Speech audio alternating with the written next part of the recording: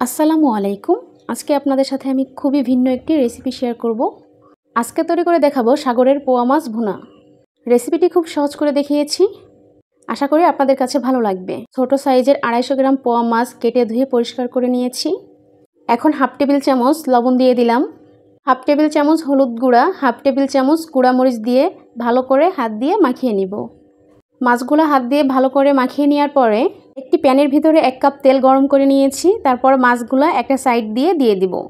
এখন মাছগুলো একটা সাইড 2 থেকে 3 মিনিট ধরে ভেজে নিব। একটা সাইড ব্রাউন কালার হয়ে গেলে উল্টে দিব। অপর সাইডও আমি ভালো করে ভেজে নিয়েছি। এখন উঠিয়ে নিব।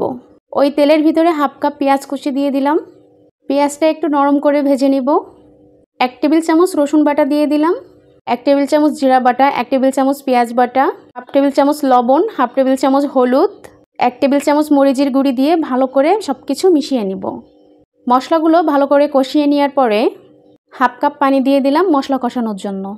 2 থেকে 3 মিনিট ধরে মশলা ভালো করে কষিয়ে নিয়েছি। মশলা কিন্তু ভালো করে কষাতে হবে, না হলে কাঁচা গন্ধ আসবে। তারপর ভেজে রাখা মাছগুলো দিয়ে দিব। 2 থেকে 3 মিনিট ভালো করে কষিয়ে নেওয়ার পরে 1 কাপ নর্মাল পানি দিয়ে দিলাম।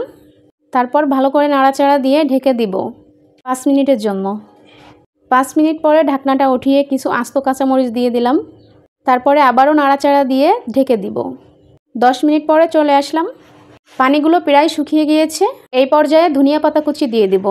ধনিয়া পাতা দেওয়ার পরে আরও 2 থেকে 3 মিনিট জাল করে নিয়েছি। এখন চুলার জালটা বন্ধ করে দিব। ফাইনালি তৈরি হয়ে গেল আমার পোয়া মাছ ভুনা। এখন পরিবেশন করে নিচ্ছি। মাশাআল্লাহ, দেখুন কতটা সুন্দর হয়েছে। এইভাবে পোয়া মাছ রান্না করলে একটুও গন্ধ আসে না, খেতে কিন্তু দারুণ মজা লাগে। আশা করছি আমার সহজ রেসিপিটা আপনাদের কাছে ভালো লেগেছে। সবাই ভালো থাকবেন, সুস্থ থাকবেন। আল্লাহ হাফেজ।